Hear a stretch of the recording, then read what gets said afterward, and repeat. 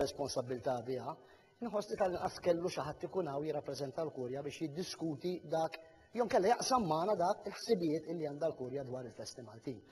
U ħanibda bl-ewwel mistoqsija. Ella nix kważi din l-iktar waħda li tgerfex in-nies, ħanibda minnek Godfrey. Il-propja festa. Xi tfisser dil-Festa Maltija? X'inhi il-Festa Maltija? Jekk trid fid-dizzjonarju naħseb il-festa issiba bħala manifestazzjoni ta' għaqda. Jiena l-festa għalija hija parti minn ħajti. Il-festa hija għalija kemm tal-lokalità kif ukoll tal-parroċċa ngħid għalfejn. Bdiet b'tema reliġjuża, evolviet tal-imod u maniera li l-ġrajja u l-istorja tal-lokalità saret parti minnha. Għalhekk il-festa għandha aspett reliġjuż, għandha aspett soċjali, għandha aspett kulturali u anke ekonomiku. Il-festa li hija tal-qaddis daqskemm hija tan-nies. Għalhekk il-festa hija tal-parroċċa daqskemm hija tal-lokalità. Il-festa għandha żewġ dimensjonijiet, dimensjoni reliġjuża u dimensjoni ċivili. Għalija il-festa turi l-eruq insara tagħna minsuġa fil-nazzjon Malti, fl-identità tan-nazzjon Malti. Għalhekk il-festa hija nħossha parti integrali minn ħajti, hija mhux biss patrimonju, imma hija xi ħaġa dinamika, xi ħaġa li ħajja, xi ħaġa li tferraħ, xi ħaġa li timlik bl-ispiritwalità, xi ħaġa li tinvolvik fil-komunità b'mod assolut. U tagħtik iċ-ċans u l-espressjoni tagħtik iċ-ċans biex tesprimi b'kull talent si jekk hux banda, mużika, si jekk hux piroteknika, si jekk hux armar, si jekk hux min-naħa tal-festi li jsiru interni, kull mod dak li hu sabiħ. Is-sabiħ tal-lokalità joħroġ fil-mument tal-festa. Tħoss li l-festa ħolqot ukoll anki organizzazzjonijiet mhux governattivi bħal NGOs pereżempju fil-irħula stess hemm ħolqithom il-festa stess. Fil-fatt jien nara li hemm triangolu. Hemm l-awtorità ċivili, hemm l-awtorità ekklesjastika u hemm l-NGOs. Qegħdin niċċelebraw is-sena ta' il-volontarjat u daw l-NGOs, daw l-laqdiet, naħseb is-sis tagħhom huwa s-sens ċiviku, huwa l-volontarjat, huma bbażati fuq ukoll l-aspett soċjali u l-aspett reliġjuż u l-aspett kulturali u naħseb pajjiżna għandu ġawra minnhom. Għandu ġawra mill-aspett li bis-saħħa tagħhom il-festi mhux kibru u s-saħħu imma ġew orjentati għal dak li huma llum. Daw l-NGOs għandna nozzuhom huma xi ħaġa li bħala Nazzjon Malti għandhom jagħmluna kburin fejn pajjiżi oħra u għaldaqstant nemmen li għandna b'kull mezz insaħħuhom u nuru fiduċja fihom. Salvu. ħatqata donnok. ħafna preċedenti u jiena ma nidħol xejn dal-affarijiet. Tidħolx fejn? Vera ħossna. Inti tħares mill-angolu fil-festa kif inħares li għajjena. Probabilment, xi tajt għal dak li kien qed jgħidu? X'inhi l-festa għalik inti tara? Kif tħares li għal-festa? Kif nara jiena ġifieri, jiena naħseb in kwalunkwe soċjetà għandha bżonn il-festa, xi festa. Dejjem kienet, ġifieri tara l-festi li kienu jsiru l-Eġittu pereżempju biżu l-Farawni, huma similari ħafna tal-festi li jsiru llum għaw Malta pereżempju, l-istess ħaġa.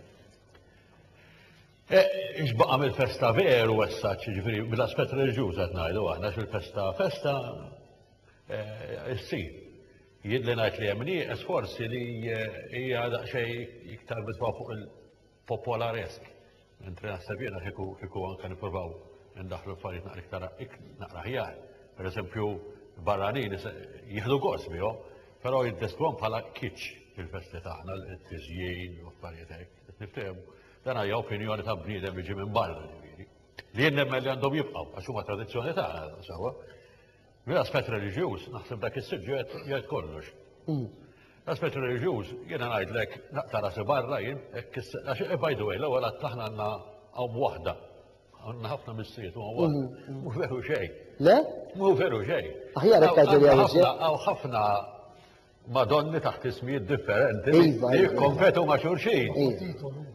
Le, mux titol, u ħafna iktar, għaw Malta, u ħafna iktar serju minn hekk. Tinka kienet mistoqsija li kont konta mill-klommi meta kon żgħarin, li ma waħda hemm qim minnhom il-Madonna propja ma. Attualment ebda waħda ma minnhom ġifieri, attualment, għadha waħda infezzjonijiet li ġew biżmien. Jiena ngħid il-festa, sajna ma nħobbhomx il-festi, jiena irrassaw dar ul. Però jiena ngħidlek Alla ħares ma jkunx hemm il-festi, għax kif qal veru li jaqdu to a certain extent, però sfortunatament hemm l-angolo negattivi ma rridux ninsew. Tal-festi Mario, inti dilettant tal-festa, bniedem tħobb ħafna l-kultura ta' pajjiżna, tħobb ħafna l-istorja ta' pajjiżna. L-opinjoni tiegħek dwar il-festa Maltija, ħanibdew nżommu l-istess tema issa. Il-festa Maltija hija iż-żwieġ, hija tinsemmu ħafna dal-aħħar bejn dak li hu spiritwali u dak li hu tradizzjonali u folkloristiku. U festa ma tistax tifridhom da żewġ affarijiet. Il-festi tagħna huma festa reliġjuża flimkien ma' dak li jagħmel il-popoli. Għal-mod kif niċċelebraw aħna bħala poplu Mediterranju, il-mod endemiku kif żviluppajna fil-gżejjer tagħna. Issa jiena ma naqbilx ma' ċertu kummenti li meta jintqal pereżempju l-festi iġibu għandhom is-sabiħ u jġibu l-inkwiet. Jekk naqsmu persentaġġ, jiena ngħidlek li l-festa għandha 95% tajjeb u 5% forsi dak il-persentaġġ li jaqla l-inkwiet. Maqbija min jidur il-festi jaf li l-festi jaqda jġibu u barra minn hekk anke l-festi reliġjużi.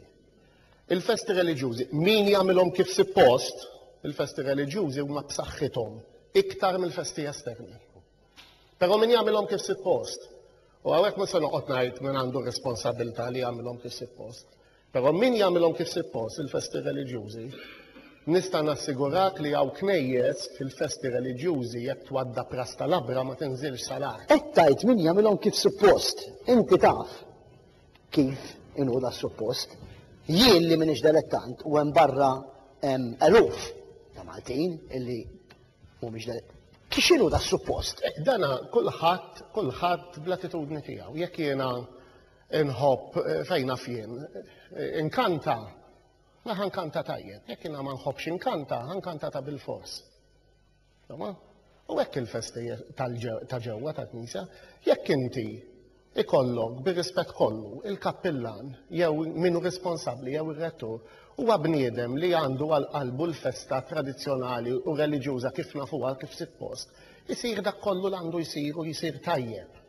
Però mbagħad għandek min u għax il-mużika żejda u għax it-tedew is-sibt filgħodu dak kienu jgħidu xixjuħ u għax il-paniġirku għamlu ta' 5 minuti ħaneħles. Dak li ngħidlek. Ġifieri inti qed tgħid qed naqilbu fuq il-modern. Mhux il-modern, le, mu veru xejn. Qed nippruvaw neliminaw tradizzjoni. Qed infarfar bil-Malti minn fuq spallejja. Min l-affarijiet jidħol għaliha kif suppost u jorganizza kif suppost, in-nies tmur u tattendi u tagħti s-sem tagħha fil-festa reliġjuża. U jekk nibdew insemmu ftit sewwa jien insemmi waħda, Bormla, il-novena ssir fis-6 ta' filgħodu. Fost ix-xogħol fix-xitwa. Ġieli tkun ix-xita, meta mort jinqad fuq is-sontier fix-xita, għax ma rnexxilix nidħol il-Knisja fis-6 ta' filgħodu. Sewwa, il-bieraħ kellna l-festa ta' San Pawl. Sewwa, rajtu għal qoddiesa. Kien hemm fejn joqgħod xi ħadd bil-qiegħda fil-Knisja, funzjoni bħal dik it-tulli kienet il-pontifikat. Ġifieri qed ngħid jien huwa min jorganizza sew in-nies tikkorrispondi u tmur. Min jagħmel ix-xogħol ta' bil-fors ħajħu tal-ħabba gozzu. Ġo, segretarju tal-Għaqda tan-nar, ġew tewma. In-nar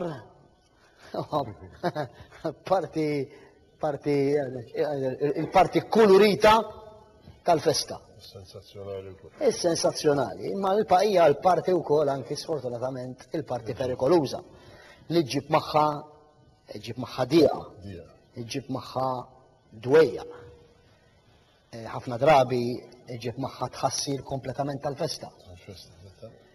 Tkisser familja. Dak l-aspett. Dak l-aspett. Xi tgħidli dwar il-festa Maltija inti? Il-festa U n-nies kollha li huma dilettanti bħalek tan-nar.